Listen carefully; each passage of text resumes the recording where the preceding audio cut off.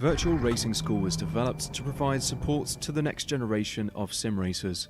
No matter if you're a rookie or veteran or what car or track you'll be racing, our goal is to provide training every step of the way.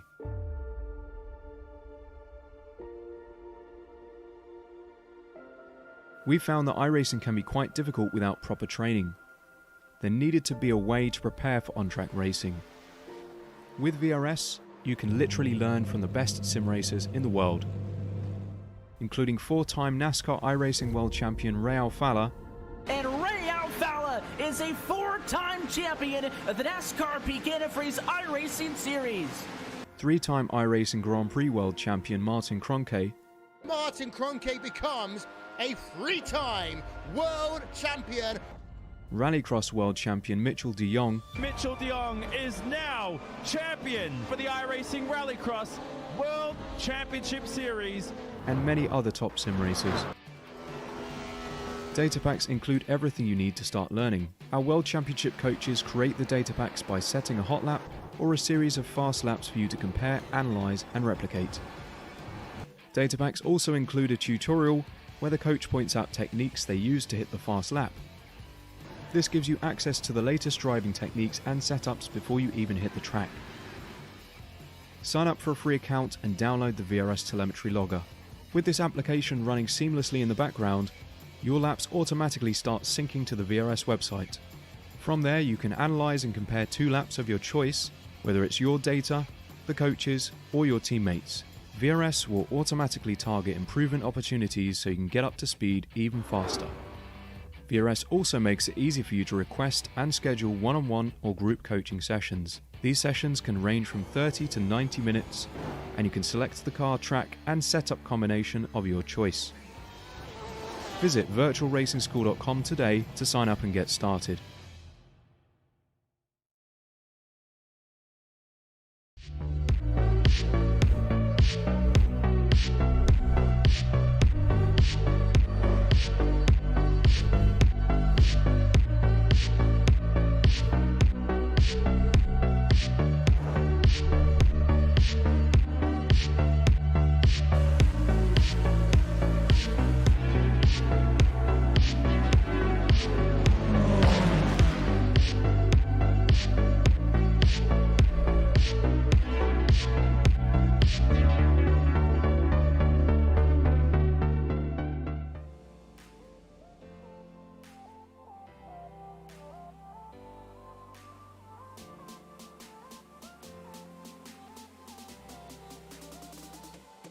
Hello and welcome to round 4 of the Apex Racing Academy Formula 3 Virtual Racing School Super Series live on Apex Racing TV. My name is Sam Fitzpatrick, alongside me is Tyler Campbell, Marco Barbner operating the production side of things tonight, and we have a couple of 25-minute races for you tonight with a 6-car reverse grid for race 2.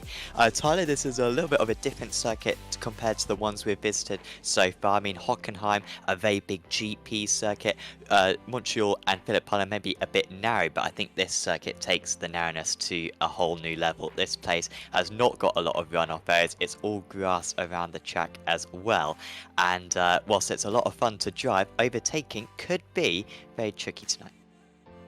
That is so true. And what's wonderful about this track is that it's old school, right? And so there are so many different corners that challenge different abilities that each driver has and has to work on. And so it's really interesting because, in my opinion, especially as a driver myself, and Sam, I'm sure you can agree, this is almost like a combination of multiple features from the last 3 rounds. And so it creates this kind of really unique scenario where we get to see different drivers who got to, show off different skills and really capitalize on those skills because of the unique features of the previous rounds. And now they're all locked together in one exciting bucket. And so now we're going to get to see who really kind of is the master of all different areas, whether or not it be, cornering, overtaking, or just straight up consistency. This is really going to be quite a battle, and I think that we're going to see a bit of a sorting of the men from the boys, as the old saying goes. Yeah, I think that's a good shout. There are not much more tricky circuits than this to master, and yeah, a variety of corners, elevation change, long radius corners, slow speed corners, as we're currently seeing the drivers negotiate at the moment. Nicholas Riley we're on board with at the moment, and yeah, overtaking going to be yeah, very important, especially for that reverse grid for the top drivers in order to move through the order. So we're halfway through qualifying. Currently, it's the two championships leaders, Olsen and Marteau, at the top of the session. Marteau with a 1-point lead heading into this round, but with several rounds still to go, it really doesn't count for too much. That one is Nicholas Rasmussen on his return to the stage. Fantastic to have him back after a couple of absentees. He is back, but unfortunately in the wall the last time we saw him. At 7/10 of a second, currently separating first from third. Top of the amateurs, currently Glamsetter, who I believe is also the leader in the amateur championship as well. And with his main rival Justin Negretti serving a drive-through penalty for race 1, that could definitely help out the Norwegian driver. Here comes Marteau though round the final corner, trying to desperately improve on that lap time to try to get into the 29s and move past Olsen. Zoyan improves, Olsen improves, and Marteau also improves, but he was just short as Rosenkrantz puts in a phenomenal time. Great effort there from Chris Rosenkrantz to move up into third position. So it's starting to get a little bit closer now at the top. Yeah, 9,000ths of a second separating the top two drivers.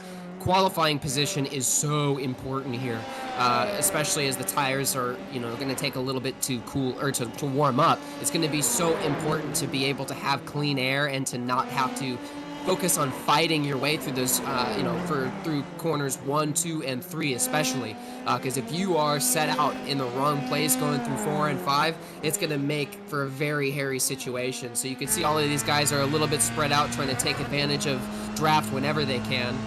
We've got, looks like only a 10th separating the top 3 drivers now, as we're on board here, watching, I'm sorry, I can't recognize the vehicle, but Arnett, thank you. Yeah, we've got Zuin, it looks like he's got green in 4 sectors now. Interesting to see whether or not he's able to capitalize on that. Yeah, this looks good. The final corner, I mean, in real life it's now banked, but it's not really a corner in these single-seaters anyway, because they've got so much grip and they can take pretty much whatever line they want, which should help overtaking, possibly. Marteau then currently in second place. These times should just get quicker and quicker, so expect this to be close to pole position. And it is pole position, and look at that, he improves by half a second. Rosenkrantz also improves. Olsen was the one who wasn't able to improve on that last lap, but he has still got one more time up his sleeve, does Olsen, so he could still retake that pole position, but Marteau really putting down the gauntlet there. Isaacson improves to 4th position, but 7/10 of pole position, and Beer also just coming out of the pits, and he won't have time for another lap time, so Beer, who was up in 3rd position earlier on in the session, dropping way down the order. Scorette improves to 4th position now, but that's some gutsy time there from Marteau, but I'm sure these guys have still got room for improvement come this final attempt. We're watching Barnett here. 4 green sectors coming down the final straight. Pulls a 129.5 was his fastest lap with a 132.1 on that last run. Yeah, a little bit off for Barnett, one of the pro drivers, but currently mixing it with the amateurs, but that split just being judged by the drivers' iRacing. Along with maybe a little bit of their performance as well through the season. I expect Barnett to move his way up, as here comes Olsen then for his final lap time. You've got to complete your lap time before the 10 minutes. So this is it for the drivers. Zoyan improves to 2nd. Can Olsen go to pole? Yes, he can by a slither, but Marteau immediately improves. Brilliant driving from the two, then continuing to push each other to improve all the way through that qualifying session, and eventually it was Marteau who managed to come out on top. Zuayen improved, Rosenkrantz wasn't able to improve in that last lap. Isaacson was, so he moves up to a little bit of a surprising 3rd place there, because he was hanging around outside the top 5 for most of the qualifying session. Has Larson got any improvements still to come as well? He does. He moves ahead of a couple of his fellow countrymen up to 6th position, and we see it once again, Tyler. These bottom 3 cars, they just get quicker and quicker as the session goes on. It's really exciting too, because as I said back at Phillip Island, when you have that kind of rhythm as a driver, where you're just putting down faster lap after faster lap, it adds to all the confidence in the world, which means that we're probably going to see some feisty and hungry drivers out here today as we line up here on the grid at Zandvoort. Man, what a roller coaster of emotions, especially for these guys from, third through fifth, just having like the rug pulled out right underneath you, as we see Marteau leading the field on pole with 129.5, followed by Olsen, Isaacson, Zween, Rosenkrantz, and Larson, and then Starrett, Gestrupbakken, I apologize, Westerhoff and Glamsetter rolling out that front 10. Yeah, and Glamset's at the top of the amateurs as well, so great effort there from Christian, looking to extend that championship lead that he's got. Florian Beer will be bitterly disappointed with 11th place there, 1.1 seconds off pole. Nicholas Rasmussen as well will be disappointed. He crashed, and I guess didn't get back to the pits, and then you can see, or back on track, sorry, and then you can see the rest of the drivers. Malishev in his first ever race, along with Aidan Harris, so the two rookies actually alongside one another on the 7th row on the grid, and you can see all the way down at Adriana Christoph, I think maybe making his first appearance, maybe Montreal was, and 27 cars, I think our biggest field so far this season. It's fantastic to see so many familiar faces back on the grid, as Marteau is sitting on the pole position at the moment, and you also see just Larson being ignited there, his name in blue, and that signifies the reverse grid. So 6th position is reverse grid pole, and I think that 6th position is going to be very tightly contested, interestingly, between the IGL Coatings teammates, Tyler. So they got to kind of choose who comes out on top there, because they're currently 6th, 7th and 8th. Yeah, definitely. And of course, we also have some very talented amateurs in the field. We've got some drivers to keep an eye on in the back who did not qualify. Those of Helgerud and Negretti have definitely showed themselves as being worthy drivers before, so it'll be interesting to see what they can make of starting from the back. Yeah, and I think Negretti will be starting from the pit lane, actually, which might be the place to be, because this first corner could get messy heading into Tarzan. Wonder if there'll be any ambitious moves from the Giants. The lights are coming on then for round 4 of the championship.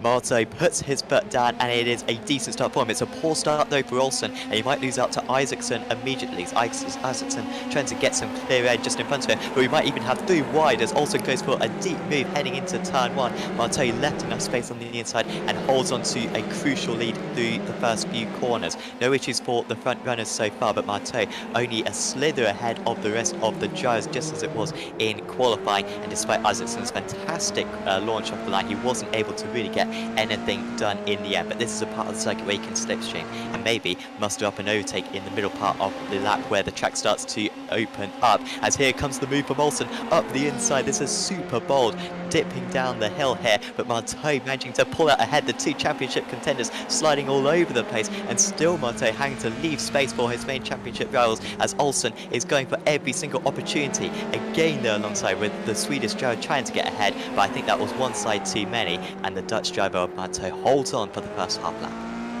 Man, that was so reminiscent of some of those F1 battles from the 90s, banging wheels as if they were swords, clashing as they were fighting for that lead position. So bold from both drivers to just lay claim to that land, but also incredibly talented to show their abilities to give the their opponents room and to give them that respect. We're starting to see the field stretch out a little bit here. Unfortunately for Rasmussen on corner 1, he unfortunately just kind of ran out of room and had to take a little bit of a unique off-track moment there to avoid a Harrier situation. He's slowly moving up the field now in 18th. We see a couple of guys here making some moves with American Negretti up into 20th place after starting from the pits. Excellent start from him as Marteau sets a fastest lap currently at 38, showing how hairy it is out there. I mean, that's quite a bit different from what their qualifying lap was. And even though, yeah, sure, they were starting from a stop, that's pretty significantly slower than probably what he could have done if he didn't have that move from Olsen. Here's a replay there of what happened to Rasmussen. Very well spotted his issues. He qualified fairly low down, then in the middle here, and big contact, and he'll be lucky to get away with that one. Huge kind of airborne for a moment there. as he slid off the circuit. So yeah, he's got work to do, and his hopes of getting within that top 6, getting within the reverse grid, probably over, honestly, after that incident. The top 3 starting to spread out a bit more now. Marte's 0.65 ahead of Olsen. Isaacson was very close to having an opportunity heading into Tarzan on the previous lap, or at the start of this lap, apologies. Didn't really go for it, I think just trying to work with Olsen if anything, but he's now dropped a couple of tenths back and certainly not within passing range, but you can see how much these guys are pushing. Barnett has had a problem, so he's dropped down to 20th place, and Scoret's going off the circuit, and he's hit the wall, and that will need to be a faster pair for Alexander Scoret, who was running, I believe, in 8th position. Man, that's a real bummer to see that happen. He had such a great start. And like we were talking about, it can be so tricky to keep everything together and just stay competitive and up to speed, especially as the tires are kind of going through a volatile period, as we are on board here trying to see what happened, and it looks like he just locked up and ran out of road. Yeah, that was the Barnett one, and here comes the Scoret one. I thought he may have come together with one of his teammates, but no, it was by himself, and yeah, hitting a landmine, as our producer Marco Barbier says. That is treacherous, that gravel jab. I've gone off in the Radical SO8 in the past there, and it completely breaks the car. Just going off the circuit there breaks the car, so you will need to have a faster pair, would have thought, and he has had to go back to the pits at least. Hopefully we'll get back out on track later on so he can score some points. He needs to finish either 0-1 or 2 laps down in order to score points in this championship, as Isaacson runs it a little bit deep. You've got to use all the space at this Zandvoort circuit, but he was just pushing it a little bit too far, and just like that you can lose 0.2 of a second to your main rival. Yeah, definitely really frustrating. Consistency is so key here in the beginning, and it all comes down to pressure, how resilient you can be to it while focusing on your own lap and making sure that you can make moves on the guys in front of you if need be. These cars, with how much aero they are, you want to keep up your minimum speed at all times, and it's just so tricky to do that. And I think that that's really what we saw before with that incident that was reminiscent of Ricardo at in Australia a couple years back, where he just ran out of road trying to get something done, and unfortunately took that massive hit. So hard to make those calculated decisions, especially when you're slammed in traffic. It's so much easier to be the lead car in that situation, regardless of having somebody breathing down your neck, because at least you can see very easily. Yeah, definitely. So yes, tricky situations for these Jazz. Snell moving up past Riley. I think we also saw Larson and Westerhoff getting past Rosenkrantz. Rosenkrantz seemed to give it up a little bit easier. I always spot Rosenkrantz's car by the pink livery. At least that's the one that I've got up for him. And Rosenkrantz dropping off these guys quite significantly, and I don't think he could have picked up a slowdown. Maybe he could have done, to be fair. Yeah. But he's certainly down to 7th place, give it up fairly easy, and we'll see if he can stick with them now to the end of the race. But crucially down to 7th place and outside that top 6 reverse grid for race 2. So the German needs to get some good laps under his belt. Currently Westerhoff, the privateer who won last time out at Montreal, won race 1 in a superb fight. I mean, absolutely incredible battle. Had suspension damage at the end of the race, but managed to fend off his main rival whilst crabbing to the line. He's up 3 places into that 6th position, as Marteau just edging out the gap. And I mean, this is no surprise compared to what we saw at qualifying, because it came down to about half a tenth in qualifying. Most laps it's about half a tenth, but a purple lap there for Marteau opens up the gap by 0.3 as Westerhoff now moves past Larson. So yeah, the race winner from last time out at Montreal, he is really on a charge, moving up to 5th. And now we're on board with Chase Small. Battle for 13th here, as Reiser is just barely holding him off. Watching them fight through these first set of corners. I think he's going through turn 3 now. You can see how these guys are just trying to battle for track position, making sure that they're trying to set the car just like half the car width off, trying to make sure they can keep some of the air on the front of the nose. And especially when you've got a 5-car train like this, it is so hard to be in the middle of the pack because you're just in the center of all that dirty air. You can see the 205 trying to set up the pass currently. He knows he has to bide his time a little bit, and so it's all about trying to make sure he can keep up that minimum speed and follow as closely as possible as he shows his nose just a little bit up on the inside, just basically knocking on the door saying, "Hello, man, I'm here. Are you ready for me?" Well, Howard runs wide there. I think that was contact. I think he turned in and then had to turn out of the corner again. He's now alongside Justin Negretti, who's shown to be the fastest amateur driver so far this season, but Negretti's had a bunch of issues, and starting from the pits for race 1 here was an issue as Westerhoff, and I don't know if that's a curse, it was certainly a delayed curse, and now he needs to delay his rejoin because there's still cars coming. Okay, he could have gone there, but wow, there's other drivers, they're blindsided, the drivers running close to one another, and still Westerhoff is in 2 minds whether to rejoin the circuit or not. Now he does go for it, but that's a shame for the formerly 5th place man, and was really quick. I mean, he had a chance at catching up to Zuayin, I think, honestly, by the end of the race as well. But here it was just dipping a wheel onto the gravel there and losing all that traction. I crunched the front wing a little bit. I know if I was a steward, I'd definitely be waving not the yellow, but the brown flag for that one. That is definitely a scary moment there, especially he was able to just hold it together just a little bit. Only a slight front wing damage is something that can be easily reparable, and hopefully he can be able to get back on track and make up some positions. As we're on board here, we're seeing a battle for between Jastrupakin as he's just holding on with the 107, who locks up, runs wide, and holds it together. Really great save to keep that car on track. Really tricky situation. Very optimistic attempt for a pass. Yeah, that was as close as you can get there. I think that was Beer moving past Gestrian and up to 7th place. So Beer, I mean, he was so good in the first half of qualifying, and then I think he crashed or went off the track or ran out of fuel or something, and didn't set a time in the second half of qualifying, did Florian Beer. But he was running in the top 5 when he was setting times, and then he dropped down to 11th by the end of the session. So actually making up those positions as off the circuit goes Rasmussen, who's on the comeback trail after his first poor qualifying and then a poor start, and now he's being swamped by these other drivers, and I don't think he can go 3 wide at Zandvoort, but these guys are trying to make it work as Rasmussen drops down to 15th position. That's Small and Negretti battling with one another. Rasmussen trying to recollect some places as Minot crashes, and now there's 3 cars with big damage on that occasion. And that was, I think, just one driver sliding into another, and Howard was involved in that one, so I think he was the 3rd driver to come across it. But it all started with Tom Minot, who I believe was running in 3rd position out of the amateur drivers, losing it all by himself, and then, well, it was just a freak accident. Another driver decided to pick that same spot. Yeah, it's one of those situations we're talking about how these guys are trying to keep up their minimum speed. It's so easy to get that wrong because with the banking and the aero, you get so much confidence with practice, and all it takes is coming off the brakes just a little too quickly and the rear end starts spinning, which I think is what unfortunately happened to Mr. Minot there.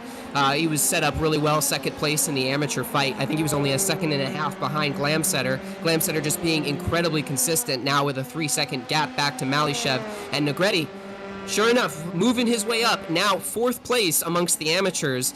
Really a great showing for him, especially given all of his bad luck lately. You know, honestly, I was clenched a little bit there because I thought he got caught up in that incident with Minot. Yeah, well, yeah, that would be the typical thing that would happen this season for Justin Negretti. So, no, fortunately he got through, and yeah, he could move up, certainly past Reiser.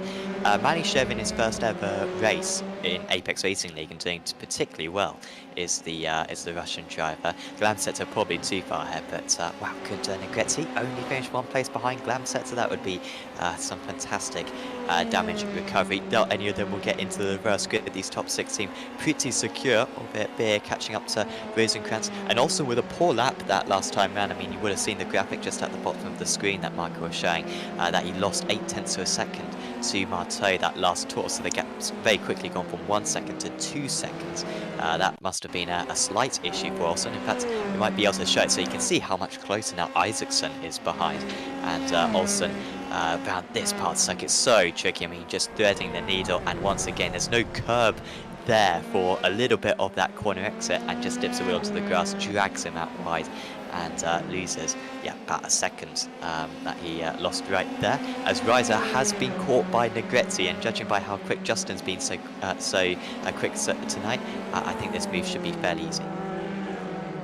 As we're on board, we're watching this battle. It's actually a battle 3-way here as we see Rasmussen following up behind Negretti. I'm sure he's eager to regain some positions here. This is a really key moment where you're going to have to exhibit some patience, right? Because you know these guys are battling for position. They're within the same championship, and you have to make a decision for yourself whether or not the race position finish is more important than your championship finish, which I think is something that's really hard to conceptualize when you're in car here. Really hard decision to make, as we see Negretti trying to set up the pass. Not sure if it's going to be something he's going to try going over the hill, as he's got quite the slipstream, tons of grip there. You can see he's just right on the rear end of Reiser, as Reiser locks up and goes wide. Let's see if he can hold on, apply just a little bit more power since he ran wide. Still 3 wide as we're on board here. Reiser, Negretti, Rasmussen heading through the S's and out over the top of the hill. Let's see if they can maintain their speed in their train. Yeah, heading into Master Spock now, where we saw the mistake from Olsen just before. Reiser's taking some different racing line, just making small errors, but at the moment he's doing just enough. But man, 11.5 minutes to hold off these 2 drivers seems probably a bit too much. Rasmussen is being very patient, as you were saying before, just waiting for these guys to kind of sort it out between themselves. I'm impressed that Nicholas is being quite so patient at the moment, as Negretti puts his nose up the inside, but again, Reiser just doing absolutely everything. He's positioning his car well, he's not over defending, but he's doing everything just right. And now we kind of go through this final proper corner of the lap, Kumo, and then flat out through the final corner and heading into Tarzan. This is looking very good this time for Negretti, who is able to go to the outside, not necessarily the line you want into Tarzan corner, but you can make the banking work for yourself, and that is what he is trying to do. Around the outside goes the privateer, and he moves to 11th position. Had to work for that one, but he's now 11th place overall and 3rd place in. Excellent maneuver by Negretti. He definitely had that setting up a couple rounds going here, as we see Westerhoff battling with Chani, trying to hold on to that 16th position, runs the defensive line going on the inside. I'm sure that Westerhoff is in a position right now where he's just trying to recover. Last thing he wants to do is be thinking about a battle when he's got a bunch of space, 20 seconds separating him and Barnett in the Pro Championship. Must be really frustrating. Back on board here with Negretti. Rasmussen ready now to take his 12th position spot and try to sneak up right on there, back on Negretti. I'm sure they're trying to work together to make their way through the field. Reiser doing a great job. Oh, and then he loses the rear end. Just too much pressure. Oh man, that's really rough, but that's, I think, what Rasmussen was really waiting for. Negretti was doing such a great job of putting the pressure on him corner after corner, and then finally made the move around the outside. I'm sure that Reiser, a little frustrated, just tried to get that corner a little too tight, applied the power too early, and there goes the rear. Not carrying enough speed to keep the downforce on that rear wing and be able to plant that power, but hopefully he's able to get back on track with minimal damage. Oh, Rasmussen. So commentator's curse. Everyone in that region is spinning out. And, well, that's not the first time we've seen a driver spin out at that corner so far today. And I wonder if Nicholas has done the classic dip your wheel onto the grass, or the gravel, sorry, and that's what he did do. So, actually didn't put too much of his tyre on the grass. I mean, it was really just maybe the tyre, but nothing more than that. But it was actually the bump which was kind of the final killer. And, yeah, losing the car around. He wasn't going to get within the reverse grid anyway, Rasmussen, but wow, 42 seconds off the lead across Nicholas. One of the best drivers in the series, honestly. He showed good pace at Hockenheim, very experienced driver, but tonight is not going to be his day. And with the smaller reverse grids we have for this series compared to the other Apex Racing League series, there is not a whole lot of an opportunity to come back come race 2. Just a word actually on the other Apex Racing League series. There are many others. For example, on Sundays we have GTEs, on Mondays Formula Vs. Tuesdays we have a new GT3 championship starting up. On Wednesdays we have a new Radical SR8 championship starting. On Thursdays we have NASCAR trucks. On Fridays we have Stadium Super Trucks, and honestly that was one of the best races I've ever seen. last night, actually. Particularly Will Mandans and handsome young gentleman won the race in the end, 2 races actually. And of course we have F3s on Saturday, so if you want to join any of those Apex Racing League series, go visit apexracingleague.com and you can find sign-up details. You can also see some pretty cool screenshots as well of various rounds of the championship. I'm sure there'll be done some for these cars as well around this Zandvoort track. But yeah, super recommended, and of course all of those races broadcast on Apex Racing TV, as we see Westerhoff making up 1 position again. Westerhoff actually set the fastest lap of the race a moment ago, but he remains in 15th position, just getting past Igor Schnell right there. One thing that you know as a driver is the place that you want to be is at the Apex. And Apex Racing TV definitely has the home for pretty much anything that a driver or viewer could ever want. So many different kinds of leagues, so many different things that you can participate in. Definitely engage with us on all of our socials. We've got a number of different ways for you to connect. And also keep an eye out for any sort of special announcements we have about special events that might be coming up. We got lots of people who like to work with us to facilitate their own broadcasting needs, so feel free to reach out to us with any questions regarding that. Certainly. That's a very good slogan, by the way. I mean, I feel like the Apex Racing lords, rulers, have not really come up with a good slogan, but no, you come up with a fairly good one there. Might get a pay rise for that one. As we see Marte out in the lead still, 2.3 seconds ahead of Olsen, just that gap maintaining at the moment. 6.5 minutes to go, and Marte maybe even thinking about what he's going to have to do in race 2, because that's where the real struggle, kicks in. Marte, of course, is a fantastic overtaker. He's proven that so far this season. Hockenheim, he managed to go from 6th to 2nd in race 2. But yeah, this race 1 fairly easy for him at the moment. But yeah, just got to hold on for 6 more minutes now. Now, as we've seen, it's, even if you're on your own, it's very easy to make a small mistake and just take a little too much road and then run out of it. We're on board here now with Scarrett as he's trying to make his way back up the field, 1 lap down from the leaders. Really unfortunate as a result of his incident. He's just trying to hold on now and make sure that he's in a somewhat decent position to be able to move up the field for the further races. I know that at this point I would just be focused on trying to get to the end of the race, trying to focus on that rhythm so that way I'm ready to fight with fresh tires in the following round.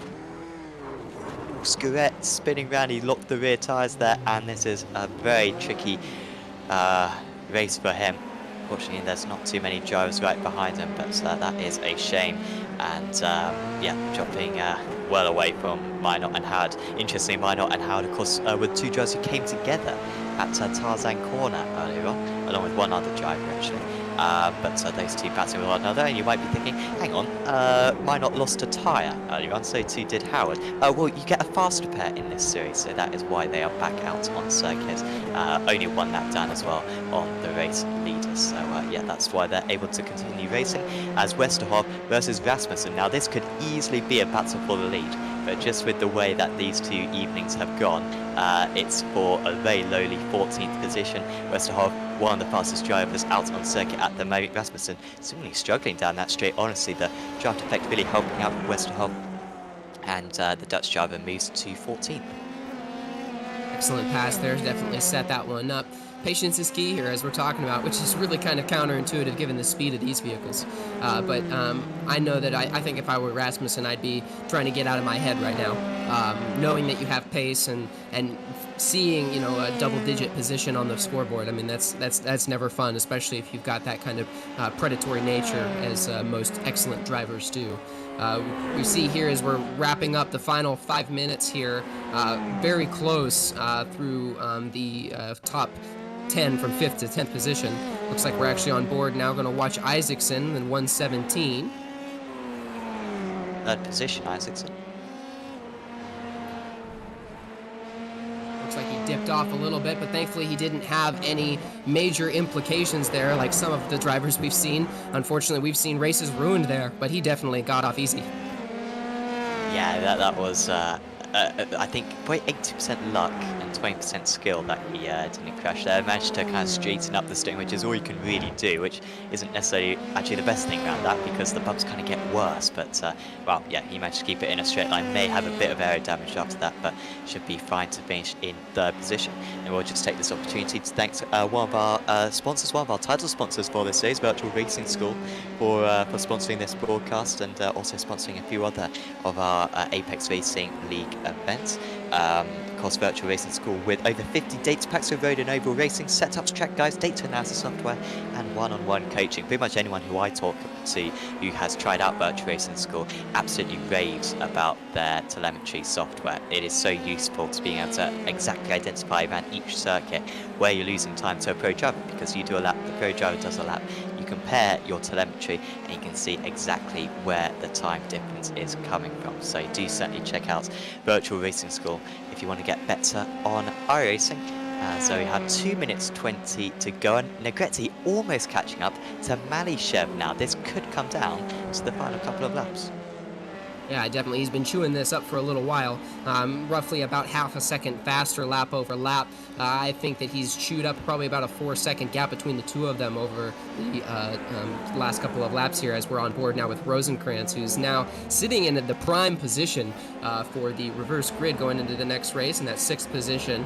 Beer really close behind him within a second. Looks like about 8/10, right in that kind of nice sweet spot to be out of the turbulent air but in the slipstream. I think biding his time just for the right moment. Maybe he can make something out of this last couple laps, see if he can snag that provisional pole position for that round 2. Yeah, and I think Beer's kind of been in that zone that you were just mentioning, you know, where the turbulent air doesn't kick in too much for a little while now, and you can't get any closer because of the turbulent air, perhaps. And whilst he's maybe a couple of tenths of a lap faster most of the time, he just cannot get close enough to Rosenkrantz. But man, he would absolutely love to. Beer, quite a fan actually of the reverse grid. Apologies, his brother Mateus is a very big fan of the reverse grid. One time deliberately dropped back in a race to get the reverse grid, but Florian needs a bit more pace at the moment if he's going to take that reverse grid pole, as Marteau rounds the final corner, and we are moving on to the final lap. A 3.6 second lead, and this is pretty much a perfect race. You can't really drive much better than what Marteau has done so far. Yeah, he's definitely held it together. I think he's just, continuing to show that consistency and maybe that veteran mentality of, all that experience under the belt, knowing that, hey, you just need to hold it together and get your foot in the door to get yourself out in front of first place, and then that's where you can really just start hammering out laps and almost getting in the head of the driver behind you. Just trying to stay 1/10 up, as we see Chani holding on to 18th place, fighting there with I believe that's Small that he's fighting with. Trying to make the most out of this last lap here, as we see them wrap around the hillside. Side by side, the 205 gets it done, but the 227 makes a comeback. Unfortunately unable to keep the power down. We see Small goes ahead and takes that position, and he's going to be able to hold on to it through the final corner without making that race-ending mistake that we've seen time and time again today. Yeah, Chani just losing out right at the close there, as here comes Marteau around the final corner, and well, this will extend his championship lead a little bit. It will come down to race 2. That's where the big worries will come for him, but he has done absolutely everything perfect so far tonight, and the home driver wins at Zandvoort. Tiago Marteau wins race 1, and that's another race win for him this season. I believe his 3rd of the championship, and another podium as well. Rosenkrantz is going to hold off Beer, who closed in significantly on the final lap, but he couldn't quite pass his countryman, and Rosenkrantz takes reverse grid pole, and that could be a big advantage potentially, especially if he can get through the first corner clean, whilst maybe some of his rivals make contact. Glamsetzer with a brilliant win in the amateur category. category. Malishev managed to hold off Negretti, close between the two of them right at the end, but Negretti couldn't quite catch in the end, 10th and 11th overall, as Reiser is going up against Westhoff. Can Westhoff gain one more position at the line and increase his grid position as well? No, he cannot. He lost out by half a tenth of a second, but Reiser putting in his best lap of the race on that last lap, so really had to pull out all the stops to keep that position on circuit. Yeah, really fun race there, Tyler, and I think race 2 will be interesting because, I mean, overtaking was kind of shown to be possible. You know, it is going to be possible for Marteau to win race 2, but I think it's going to be one of the more tricky race 2s to win for him. Yeah, it's definitely going to be tricky. I mean, looking at the timing tower, it looks like first through fourth, there were pretty much no position changes at all. The first guy who gained position is Larson, who gained one position from starting in sixth. Otherwise, you know, we see Negretti 13 positions made over the course of that race, and Boberg as well with 9. Great advances in the amateur class, really showing what it means to be consistent, even without having to qualify. Exactly, yeah, some huge gains, particularly from Negretti and yeah, a couple of others after starting well down. And here are the results then.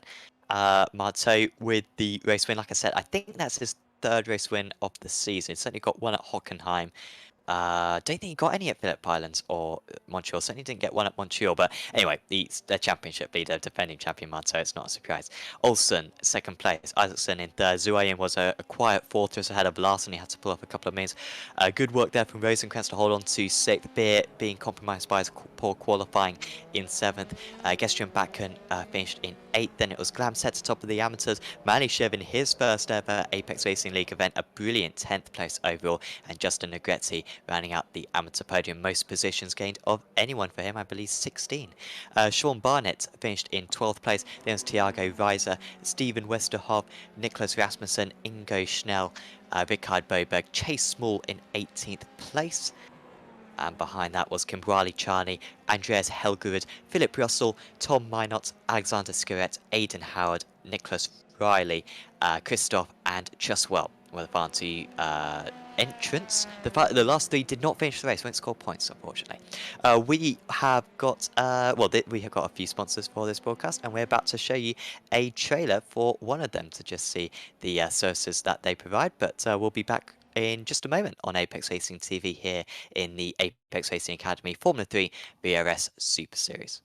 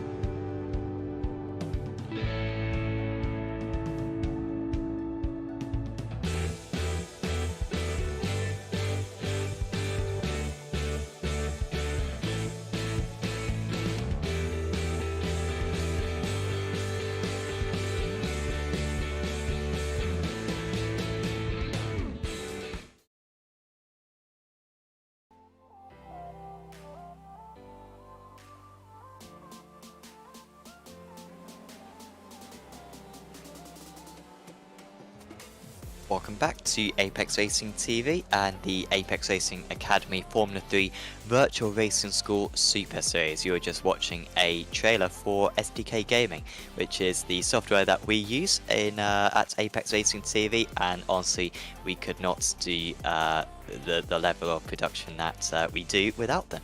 If you go back a few years back when I started, back in like 2017, we were using some other software and our broadcast looks totally different. All the fantastic graphics that we have were not available back then, but SDK Gaming, which constantly is improving, constantly adding new elements, is really a godsend for all broadcasters, streamers, and it's also fantastic as a heads-up display as well, because it looks great and it has all the calculations like a fuel calculator and all the information you need for whilst you're driving in sprint or endurance races. So make sure to visit sdk-gaming.co.uk, and I think there's a link to that in the description below, in fact, so do certainly check that one out. A few minutes to go now until the feature, or until race 2, sorry Tyler. I don't know about you, but I've kind of come to call this period, this gap, the cool down. I know it's meant to be a warm-up, but I personally feel it as a bit of a cool down, because the last thing I want to do after 25 minutes of racing is to do some more practice, honestly. Yeah, seriously. I mean, it's definitely worthwhile if you've been really struggling, or if you had a poor start in the last race and you need to get a better feel for how the conditions have changed. Because that's so different, right? The way the car feels on worn tires versus new tires, especially when they're cold, it's a pretty interesting experience. So I think that from my perspective, that's definitely how I'd be utilizing that time, is feeling out the car, feeling out the different conditions on the track now that's been worn in for 25 minutes. But at the same time, I'm definitely not pushing on those laps, because as you said, I'm probably pretty knackered from those first 25 minutes, and they're going to be jumping out of the frying pan and into the fire once more here in just a moment. Yeah, and it's Rosenkrantz on pole position. Remember, the top 6 reversed or inverted from the race 1 results. Same amount of points available for this race 2 as race 1, but this is where the points get a bit more volatile, particularly off this race start. We had a fairly clean start, honestly, in race 1. Fingers crossed we get the same thing in race 2 and we get a really good 25 minutes of action.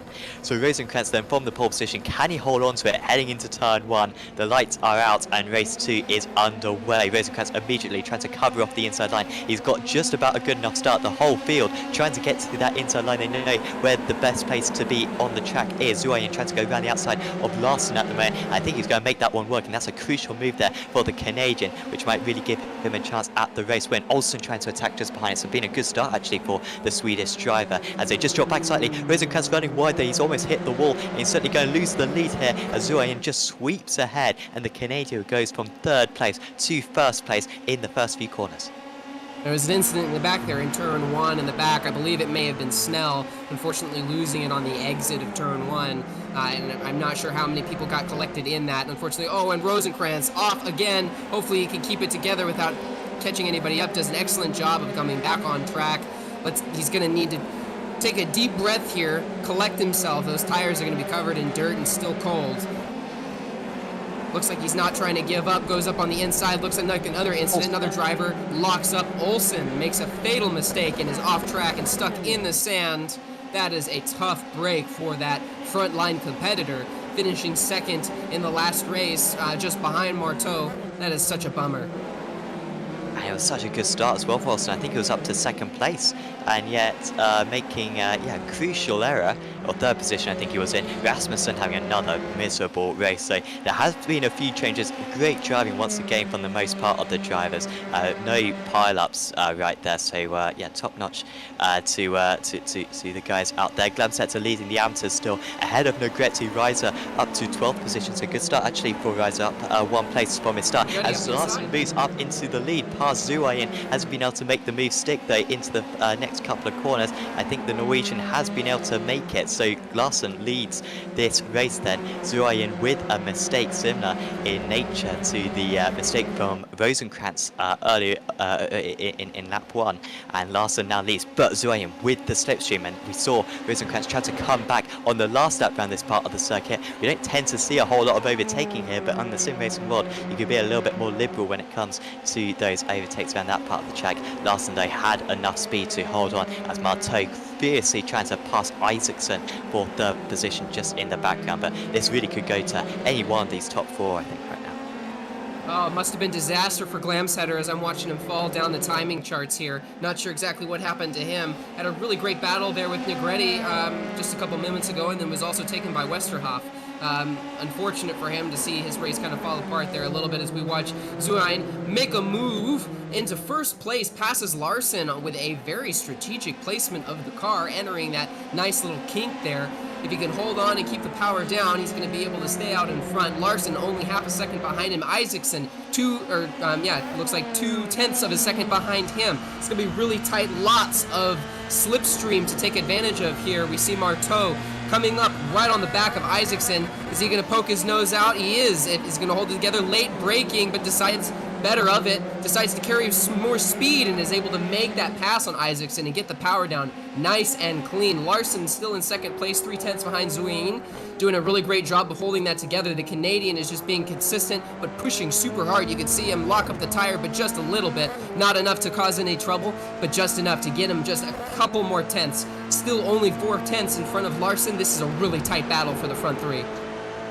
Well, yeah, the top 7 separated by 2.2 seconds at the moment. They're all in a long train, as we can see from this rear view of Zuin's car, and he's seemingly finding a bit more of a rhythm now. He did make a mistake which lost that lead, but quickly was able to come back at Larson, and now is extending that lead ever so slightly from his main rival. Larson going defensive. I think that tight line really isn't working for him, as Westerhoff has an issue, and he's just dropped down to 11th place now, I think, dropping a couple of positions. And Larson opening up the door. This is where he was overtaken on the last lap, and Marteau a little bit cautious, a bit like it was at Tarzan, but just playing the percentages, and seemingly neither of those IGL coatings cars really wanting to fight him too hard. So Marteau, race winner from race 1, started 6th in this race 2. He's up to 2nd position already with over 20 minutes remaining. Yeah, I think that was definitely patience and some respect. We saw some Marteau, definitely example of his veteran nature, knowing, regardless of having seen the pass prior in the last lap, knowing how dangerous it is and how tight it is through that corner. All it takes is one little slip of the foot or the wrong input on the wheel, and both drivers are dead. Really great job of Marteau of being able to make that pass effectively, and even though he had to lose a little bit of time to make it safe, I think they're all better off for it. Absolutely, yeah, and just one more move to go. This is really looking fantastic, and with his main rival well down the order. Olsen still in the pits, in fact, although he is coming out of the pits. That's fantastic to see, because Olsen still needs to try to get some points under his belt. I mean, even 23rd position would still be, I think, like 30 points or something.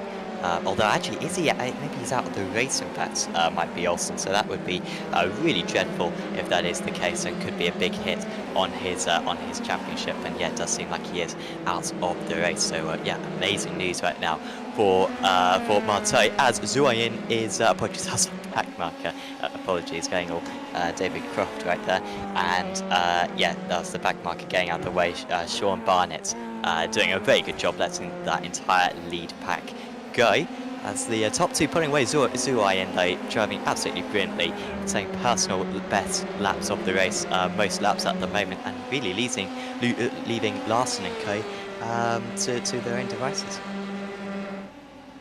We're seeing some flexing going on right now from 8th position. Negretti now looks like he's almost 8 seconds in front of Russell, the 2nd place amateur in this current fight. As we're on board now with Larson still, watching him trying to defend against Isaacson, going in only 5/10 separating between them, as Strumbachen is pulling up the rear, running a wider line, trying to get as much of an advantage as he can behind Beer.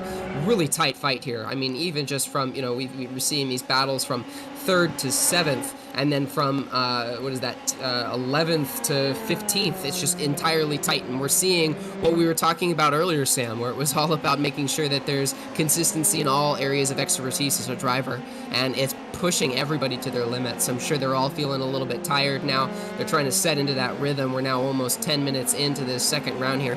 They're looking at the clock saying, oh, there's still 15 minutes to go. It's going to be strategic here as driver's perspective, making sure that you're making the right decisions and not overdoing your limits or the car's limits. Yeah, and yeah, just soaring away at the wheel, lap after lap, the concentration as well around this circuit in particular. I mean, Montreal, you know, that's tricky. You got the walls nearby, you got the slowdowns and the curves to deal with. But this place, it can go wrong for you even quicker, honestly, despite the fact that there aren't too many walls. The grass and the gravel is so treacherous that they will definitely be feeling a bit fatigued at this point. Marteau getting closer and closer to Zuayan. This is the part though where, you know, it might be a little bit tricky to follow us. Zuayan sets a 30.1, but still Marteau is faster. These guys in a class of their own at the moment, out in the lead. But this might be a little bit tricky for Marteau to get much closer than this because you've got the turbulent air kicking in. But I think Kai Thiago has the overspeed anyway to maybe make the difference here. And this is potentially going to be where his first opportunity is through the S's, heading into Skriviak and then Masters Bosch heading down the hill. And Marteau just having to hold behind at the moment, but the gap now down to 0.4 of a second. Yeah, I'm not sure Marteau is too concerned about the slipstream.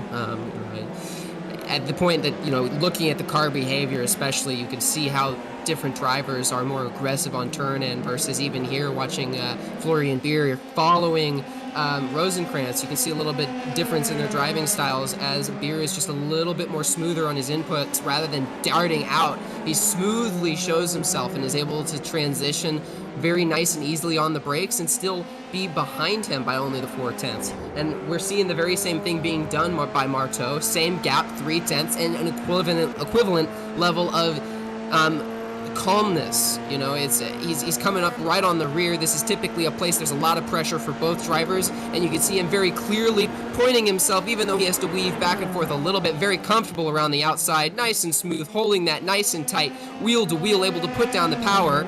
He's going to go side by side through the kink here. Very dangerous place, very optimistic, but hopefully he can line up a wider line going up the hill, put down the power. He's got all of that grip, locks up just a little bit. Not sure if he's going to have enough of a run, but it looks like he's able to get just enough speed to be in the toe.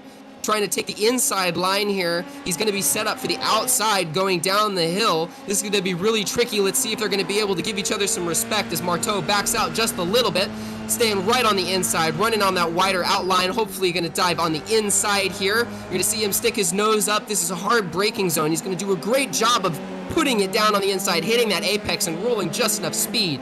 As we see Zuayin not giving up, trying to run a slightly different line, going a half a car length off, or car width off, being able to keep that grip on the front end, but he's just not able to carry as much speed as Marteau. And now that he's got some open air, I expect to see a little bit of a gap to open up here. Brilliant move there from Marteau. I mean, he summed it up very well, just trying to line it up through the first part of the lap. Zuayin was being very aggressive in his defence there, much more aggressive than Larson or Isaacson, but there was just no resisting Marteau and just being able to force his opponent offline enough times. And Zuayin is, well, maybe he might be able to stick within a second, stick within the draft, but a move will be particularly tricky getting into the rev limit. So in fact, by the end of that straight, such as the short gearing that these cars are running around this track, but Marteau 14 minutes away from the first double this season. He came close to it at Hockenheim. It looks like it could well happen at his home track here at Zandvoort. Larson, yeah, 1.8 seconds behind, still a long queue of cars. Petty, leader of the amateurs, ahead of Russell, Small, rounding out the top three there. Charlie just getting past Riser, I think, further down the order. But Zuayin just trying to follow in the tracks at the moment of the race leader and maybe try to muster up something a little bit later in the race. But you can see just kind of how perfect Marteau is. He's clipping every single apex at the moment. There's no sliding of that car. That's going to help keep the tyres cool as well, keep up the grip. And there is very little stopping him right now. Yeah, we can see from this angle here, just above the tie rods and the control arms here of this F3 car, you can see how he has to run just a slightly different line and the little sharper inputs that he's putting as compared to Marteau. But also shout out to the SDK platform, as we see in the bottom right-hand corner, this wonderful F1 style overlay showing speed and gear, utilizing all the telemetry of iRacing. Very well done. 122 miles an hour through that corner. That is puckering indeed. The fact that they can keep their foot to the floor, you can hear the engines protesting over the demand that these drivers are giving them, just asking for everything from the car. We're watching Rosenkrantz trying his very, very best, fighting here with Beer, holding on to that 5th place position. Beer with a very stylish livery. I'm really digging that graffiti style, trying to keep the power down as we see Rosenkrantz's rear end just sliding out just a little bit. Another example of a difference in driving styles, right? Beer was we were talking earlier where he was nice and smooth. Rosenkrantz is attacking every corner with everything he's got. He's really trying to hold on to that 5th place position, and I really think that Florian is trying to be strategic about when and where he makes that pass, especially since he's got just Strembachen breathing down his neck, only 3/10 behind as well. Yeah, that bunch of drivers are ever so close to one another, and these two continue to pull away. But Larson and Isaacson, teammates of course in 3rd and 4th, and that could be a bit of help certainly for Larson. He'll be delighted that he's got a teammate behind Isaacson. Maybe a little bit annoyed because maybe he feels like he could go faster than Larson, but waiting in behind in 4th position. And of course another element as well, which isn't too important around this Zandvoort cycle. Well, I guess it is important, but the setups. And my point that is not too important as Charney, the Ghana driver, going up against Reiser, and Reiser is ahead of Charney there in 16th position. Yeah, my point that it's not too important. Probably everyone will be running almost maximum downforce around this place. As I'm just being told that it's Zambia that Charney is from. Very apologies to Charney right there. I need to learn my vexillology right there. Seriously, apologies. My mistake. Howard dancing all over the place. That is, making an extra corner for himself. Manishev passed Howard there. So Manishev with a bit of a poor start there. Dropped behind Howard, who started over 10 places further back than him. But Manishev showing that the pace that he's got, and recovering to 12th place as Westhoff just behind them, popping up with a purple lap time, the fastest lap of anyone. Just shows how much pace he's got, but he's still running down in 14th. Now we're starting to see everybody, I think, trying to kind of cool off a little bit, right? This is the center part of the race where it's not necessarily making any sense to make any large risks. Still 10 minutes left in the race, so you're trying to kind of do what we were talking about between races, right? Cool down so that way you and your tires are ready to take action when the opportunity arises. Now it's kind of a war of attrition as we follow up here and try to get into these the last half of the race. We're jumping on board here with Negretti. He has done an excellent job of staying out in front now that he's got the gap. Full 7 seconds back to Russell, who has made a good showing here in the second race, followed by Small, Minot, Malishev, and Howard. Close battle here between Malishev and Minot as he's starting to make up that gap. Looks like only about a half a second between them. Small, 4 seconds in front of him. So if Malishev can make quick work of Minot, we may see him up on the back of Small here soon as well. Looks like he's going to throw his nose up on the inside. Minot is going to go defensive. Malishev maybe being a little bit strategic here, trying to get him to run that defensive line to go a little bit slower. As we saw previously Marteau get the run, kind of going over the hill. I think we might be seeing Malishev trying to do the same thing.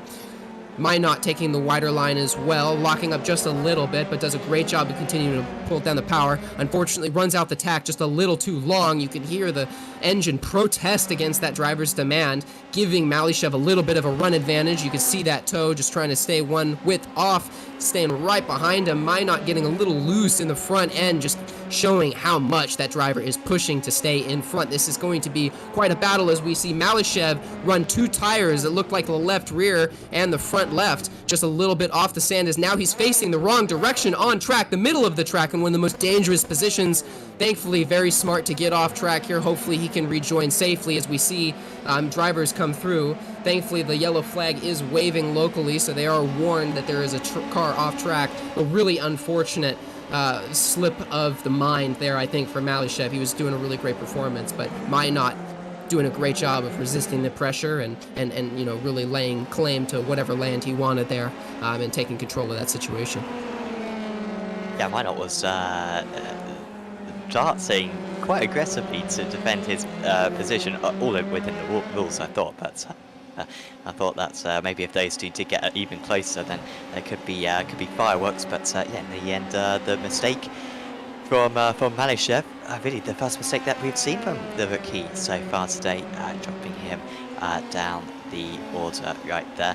And yeah, Larson particularly close to Isaacson right now. Isaacson closing that gap, but again, these guys are teammates, and with Rosencrantz and Beer not making much of an impression behind, the temptation's got to be just to stay in order. Larson again taking that very tight line into I think it's just called box 10 is that one. I couldn't think of a name for it, so it's just turn 10. But he takes a very tight line. It seems to always lose him time because he lost 2 positions to Martin and Zuayen coming out of that corner earlier on in the race, and almost doing the same thing to his teammates right there as well.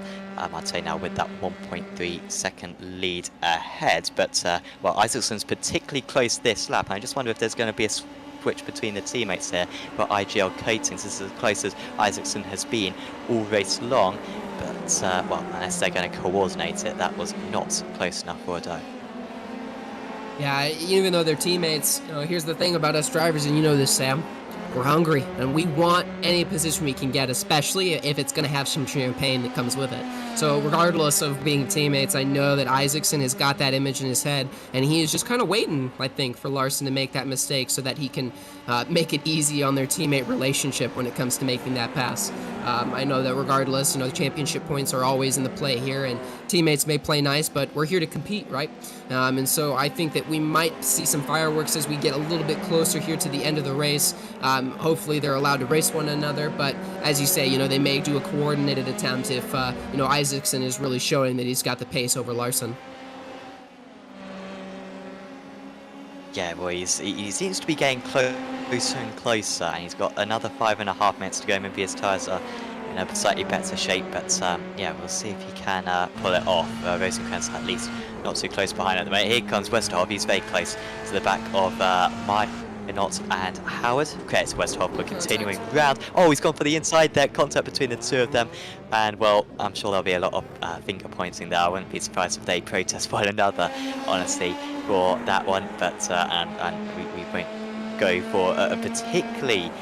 We won't call it up here in the commentary box, but well, you viewers can decide for yourselves on that one. It's a tricky corner there, actually, Tyler, because the track is so wide, it's that you turn into the corner. Yeah, it's relatively flat on the inside, so of course, too. You know, what? I said it was relatively flat on the inside, too.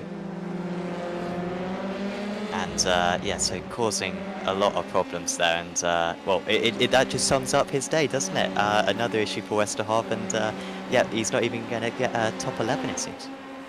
Yeah, definitely frustrating from Westerhoff.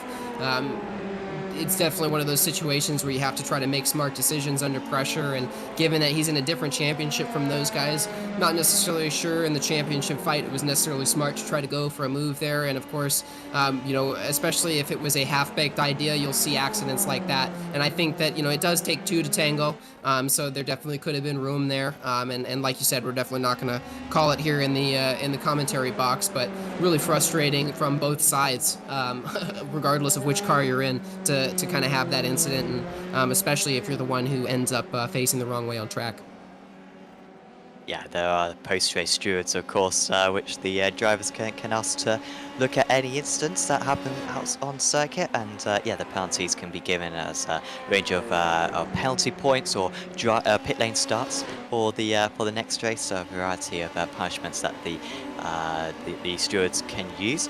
We're into the final few minutes. I'll just give another shout out actually to Apex Racing Academy. Another one of our title sponsors, as Snell has lost his engine cover. We saw this at Hockenheim actually, and we're seeing it once again here at Zandvoort, getting a lot of cooling on that engine and gearbox at the moment.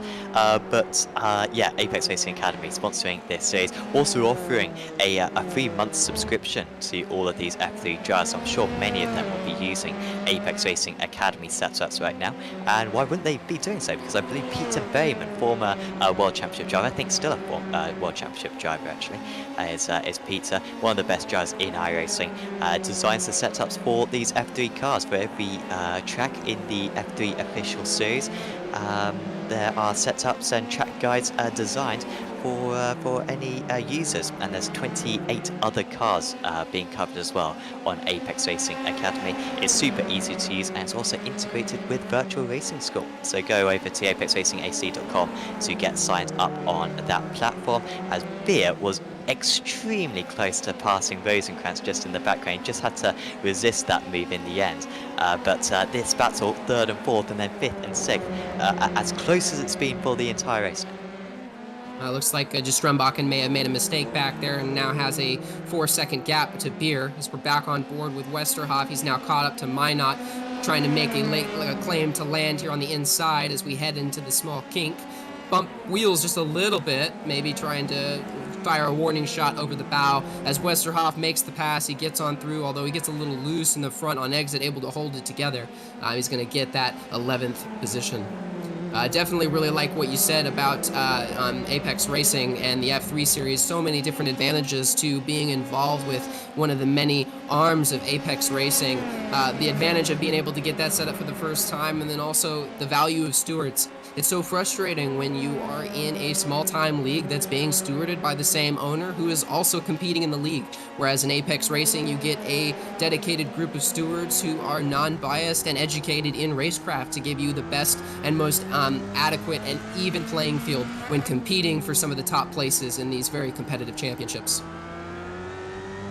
Definitely, yeah. I won't name the league, but we did used to broadcast a series which wasn't affiliated with Apex, which had basically driver review. So the drivers all basically judged the instance for one another, and that wasn't a particularly good system because obviously the teammates are going to help each other usually, and some people don't even want to do it. But yeah, with Apex racing leagues, dedicated stewards to decide all the calls.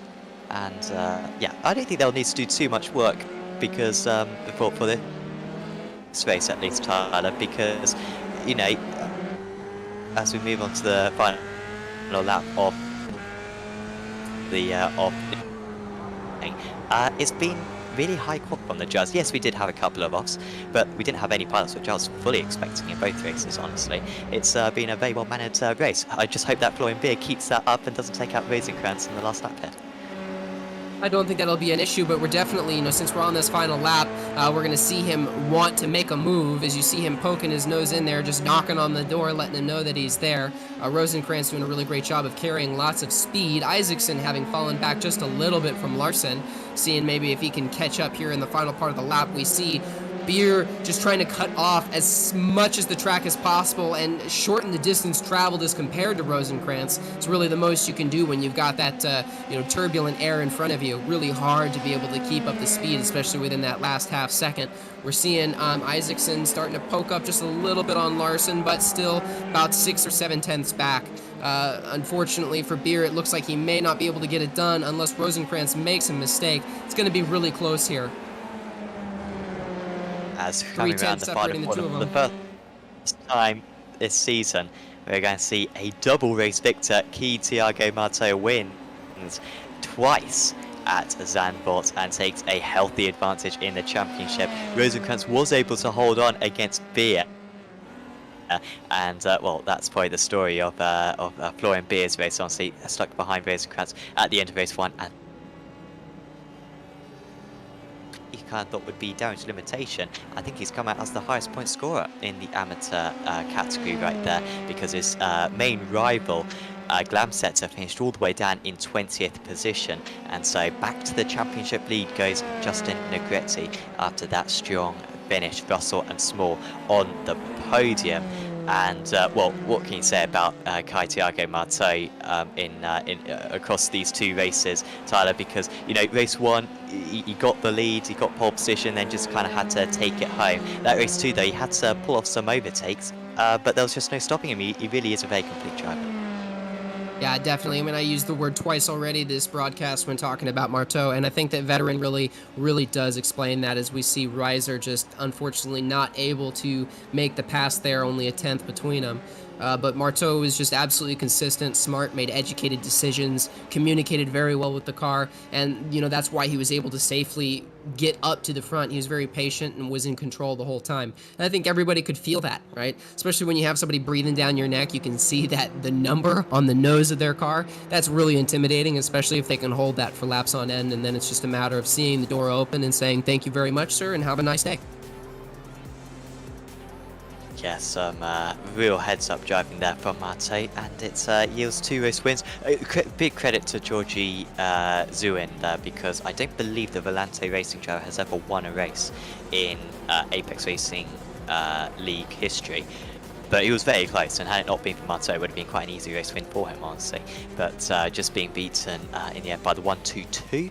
Kettle Larsen in 3rd position there. A couple of pretty good results actually there for Kettle. I mean, 5th place in race 1, having to pull off some overtakes, and then 3rd place in race 2. Good effort there. Did lead actually for a moment, but I think he'll be happy with 3rd place. Beats his teammate Niels Erik Isaacson. Chris Rosenkrantz beat Florian Beer, and Beer will be wooing. Looking at the back of that Rosenkrantz car for the entire time in that race too, just short. Zankos missed out on the reverse grid pole by 1 position as well. Did the Racerholics driver, apologies. Mats Gestrian-Bakken was a very quiet 7th place there. Justin Negretti was top of the amateurs in 8th and takes the amateur championship lead as well. Philip Biossa was in 9th. There was Chase Small, Stephen Westerhoff, who had a mare of an evening. Tom Minot, Aidan Howard, Kostas Malishev, Andreas Helgerud, Thiago Reiser was in 16th. Alexander Scaret had a tricky race tour, but at least finished in 17th. Ricard Boberg, really didn't see much of Ricard actually tonight. I think just 2 poor results. So shame for Ricard, because he's certainly going for the amateur championship, but this might well have to be his drop score. Kimbrali Chani, come on Marco, help me out here. The Zambian driver, apologies. I'm absolutely terrible. I pride myself on my knowledge of African nations actually, and I knew it wasn't Ghana. Because it's Zambia, apologies. He was in 19th though, congratulations to Kimbrali. Then it was Christian Glanstedt, who was top of the amateurs in race 1, but a real disappointing race 2, had an issue in the early stages. Ingo Schnell was in 21st place, 1 lap down, and then lots of retirees in this second race, lots of drivers throwing in the towel, and understandably after an early instant. Sean Barnett, Tobias Olsen, Nicholas Rasmussen, Nicholas Riley, Adriano Christoph, and Robin Truswell were those drivers. So pretty clean driving, I think, honestly, tonight. I mean, sure, some drivers won't agree with that. Probably the ones who were involved in incidents. But still, quite a few retirees in that second race. As we've got plenty of drivers who would like to have an interview with us. And, well, who am I going to have a chat with first? I think I'll have a chat with Kettle Larsen here, because Kettle managed to get a couple of really good results tonight. 5th place in race 1 and then 3rd place in race 2. Congratulations, Kettle. By the way, actually, I feel like I may have been mispronouncing your name for the entire season. If it's not Kettle, please correct me, but have I got that one right? Yeah, it's not bad. It's a difficult word to pronounce in English, I think. So I say it Kjetil. But anyhow, that's pretty good. Thanks. I mean, it wasn't as good as your driving out there tonight. Really good finishes for you. First up, race 1. I believe you had to make a couple of overtakes actually to get up to that 5th position. But it looks really fun out there. I mean, you top kind of 8 guys, which is seemingly so evenly matched. Yeah, I had two good races. The first one I wasn't that happy with. I was struggling a little bit with the pace. I couldn't find the grip anywhere, and I was a little bit lucky. I don't know who it was, but a guy in front of me spun out, and yeah, I got a couple of places. So it's a good race, the first one. And the second one, I had a good start, but Marteau He's out of this world. He has amazing pace. So I was not able to catch him. So I just tried to keep the third place. Yeah, talk to us about that kind of battle with Niels, because of course you two are teammates. But was there kind of an agreement just for Niels to stay behind you in that race too, or were you racing kind of as though you weren't even teammates and racing just normally? Oh, we didn't have any agreement. We were just racing. We almost didn't talk to each other under the race, but he said to me after the race, I don't think I could catch the guy in front if I was in front of you. So maybe he let me get the third place. I don't know. I haven't talked to him yet about that, but yeah. Anyhow, we are teammates. We want the best for each other, so he didn't want to push me so hard, so I could manage to have the third place. That's good. Definitely, it gets you some strong team points for the rest of the championship. The next round of the championship is at the Red Bull Ring. Now that's a new circuit to iRacing. I mean, it's been on the service for a couple of months so far. Have you got any experience around that track? Yeah, I tried it a little bit. What can I say? For now, I don't like it that much. I haven't found any speed. So a couple of turns I struggle with. So I'm just hoping to finish a race. But now we have a week of practice, so we'll see what happens. Maybe I can find some pace and do it well at that place as well. Absolutely. Well, we wish you the best of luck for that one. Is there anyone you'd like to give a shout out to? Yeah, my team, of course. We are a great team. We train with each other, push each other. So my team, without them, I couldn't be here. So thanks to you again. Awesome. Well, thanks for having a chat with us, Ketil, and we'll see you back in a couple of weeks. Will do. Ketil Larsen there, your 5th place finisher in race 1 and 3rd place finisher in race 2, one of the highest point scoring drivers across the meeting. Tyler, who would you like to have an interview with? I think Philip Russell, second place finisher of the amateur championship tonight, did a really great job of basically making the most of his situation. Quiet race for you in race 1, only a couple positions gained. But going into the second race, he made quite a jump. 21st place to 9th. Insane.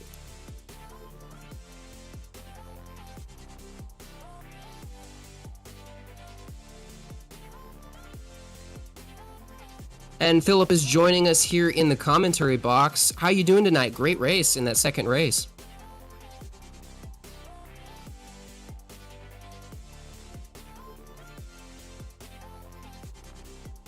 Philip, are you there?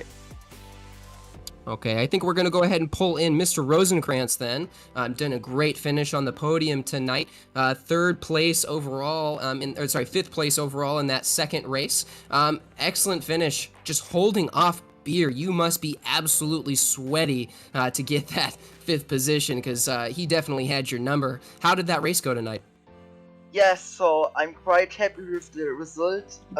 So the drivers out there was really hard. All of them are quite good. So it was hard to hold this position, but finally I had the pace to fight with Florian Beer, and I'm happy. And also congrats to Florian for a good race. He was really hard to handle. It was really interesting seeing your guys' 2 different styles out on track. You definitely were doing everything you could to stay out in front of him, fighting for every inch and taking advantage of that slightly cleaner air that you had. How did you really approach that? Or was there a period where you were trying to just focus on trying to stay just a 10th in front of him, or were you just kind of all out the whole time? So it is not so difficult for me, because I have often situations like this. In situations like this, I stay focused look not behind and stay always on the front, not behind, because it can be bad. One mistake, 1 time slower than the previous lap, can be the end for your position where you are. Yeah, definitely. I know in my experience as a race engineer, we say things to our drivers all the time, especially under pressure, which is, eyes front and eyes up, focusing on every corner, because if you're looking in your mirror, you're not looking out in front of you. You did a really great job tonight of really holding the car together. Your Tom and Jerry machine really stunned. I really loved that livery. Looked really great out there. Do you have anybody to thank for your performance tonight? Yeah, thanks to N7 SimLab. And about my livery, I want to say I'm racing in Formula 4 with Mück Motorsport, and that's the color of the team. Very cool. Very cool. So next week, we're going to be rolling into the Red Bull Ring, as we heard previously. Is this a track that you think will better or less suit your skills as your driver? So I want to see how the track went, because Zandvoort was also a track for me. I was not so experienced. I drove there for the first time on Tuesday or Wednesday, I think. Yes, I think Tuesday. So I'm surprised. I'm every time happy to drive on new tracks. So let's see what the race will bring. Excellent. Well, we can't wait to see what you've got. You definitely displayed some excellent control of the car tonight. Thank you so much for speaking with us, Mr. Rosenkrantz, and good luck next week. Yeah, thank you. See you next week. All right, Sam, back to you. Yeah, we have got time for hopefully a couple more interviews. I mean, we'll see if Philip is back in a moment, but I think first up we'll have a chat with Aidan Howard, who was racing in what I believe was Aidan's first ever event in Apex Racing League history. It's fantastic to have a chat with you, Aidan. How did you find it? Race 1 was a write-off. That's pretty much what I can say about that. It was wrong place, wrong time. Went out of turn 1. Was battling with actually one of the leaders that spun out on lap 2, I think. As a gaggle of us, but sadly, car ahead of me spun out, collided with a car that was rejoining in turn 1, and that rejoining car T-boned me and wrecked the car for race 1. So that was a write-off completely. But race 2 was decent. Last place start, of course, but then managed to get away up to 13th. Had a good few battles doing so. So yeah, it's not a total write-off for tonight, but a really enjoyable experience nonetheless. It's very good to hear. I mean, I think of this Zandvoort circuit, particularly with these track temperatures, as one of the most tricky tracks on iRacing, because we were talking about how you got absolutely everything. You got the grass super close to the edge of the circuit as well. How have you found this circuit compared to the other circuits on the F3 schedule so far this season? It's Zandvoort. You have to be constantly in a flow to get all the corners right and do good lap times, and yeah, it's a fun track. I love Zandvoort. My got to shout out Reinhard's Motorsports, the Dutch team that I'm representing tonight. So thank you for their support as well. But yeah, it's a random track. It's like Marmite, I guess. You love it or you hate it. Definitely. And next up we head to Red Bull Ring. Do you think for that circuit that's going to be a bit of a slipstream fest, because we've got some long straights around that track? Do you think we're going to see some bunch racing, almost like stock car style? Yeah, it's going to be an absolute free-for-all with slipstream. It's going to be fun, but yeah, slipstream will be the name of the game. I think if you drop from a pack of cars, and you're just going to be vulnerable for the race. So just got to bear that in mind. But I'm sure it'll be grand. But yeah, slipstream is going to be the name of the game next weekend. Yeah, looking forward to it. Could make for a few interesting races. Before we let you go, Aidan, is there any more shout-outs that you'd like to give anyone? As I said, Reinhard's Motorsports, one up my amazing community. They've been absolutely amazing, and thanking them for letting me to use their livery as well on the car. And shout out to you guys as well. Thank you for hosting an awesome race for Apex TV and Apex Racing League. Thank you very much, guys. It's been a pleasure. Awesome. Thank you very much, Aidan. See you back next time. See you next time. Thank you very much for having me. Aidan Howard there, 24th in race 1 and 13th place in race 2. It seems as though, Tyler, I think we are going to finally have a chat with Philip Russell. I believe so. Yeah, I think that he just had to take a second to step away and cool off. I mean, after all those positions gained, I don't blame him. I would need to do the very same thing. Let's see what we can get from him. Hey, Philip, thank you so much for joining us here, Apex Racing TV. What a race from you tonight. We were talking a little earlier when you were on your cool-down lap, per se, that, you had really great gains in that second race, despite having such a little bit of a quiet first race. Why don't you walk us through how that experience went for you tonight?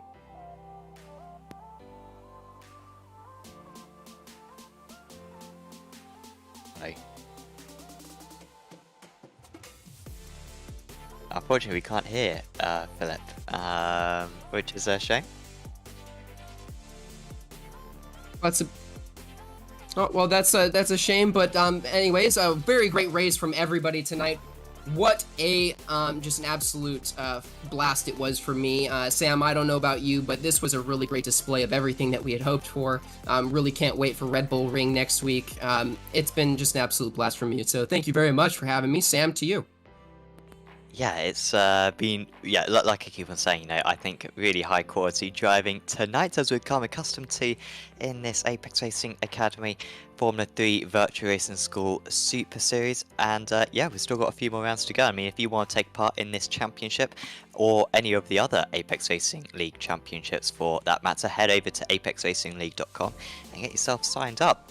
7 leagues currently available in a host of racing. I mean, NASCAR trucks, we've got stadium super trucks, radicals, GT cars, single seaters, absolutely everything covered by Apex Racing League. So do certainly check out the website for sign up details on that one. Once again, a big thanks to Virtual Racing School, to SDK Gaming and to Apex Racing Academy for sponsoring the series and offering some super prizes to the drivers in the Pro and Am categories, and also the Teams Championship as well. There's some cool prizes available for the drivers, up to £100 in value. So huge thanks to those guys right there. And of course, also check out our social media pages as well on Twitter, Facebook and Instagram. Go give us a like on those platforms. And of course, if you've enjoyed this video, do leave a like on it and subscribe to Apex Racing TV so you can see plenty more of our races. We've actually got the Formula 3.5 Championship coming up later on. That's always very good fun. And then also tomorrow we've got a whole host of races. Then we've got IGP Fun, I think we've got Spec Ford Racer, and we've also got the Apex Racing League GT Championship sponsored by Wave Italy. So lots of racing in the next few days on Apex Racing TV, so certainly try to catch as much of it as possible. But for now, from myself, Sam Fitzpatrick, from Tyler Campbell and from Marco Barbonet, we are going to say goodbye, and we will see you in a couple of weeks time at Red Bull Ring for round 5 of the championship. See you then.